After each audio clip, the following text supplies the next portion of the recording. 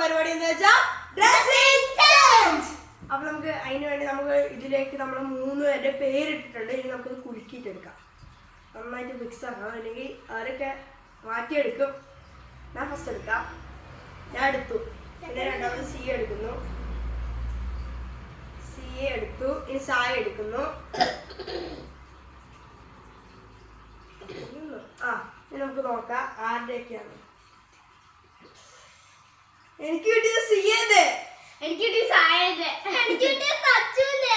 അപ്പൊ നമുക്ക് നേരെ ഡ്രസ് ഇടാൻ പോവാ. ഹലോ, എനിക്ക് കിട്ടിയ സായ.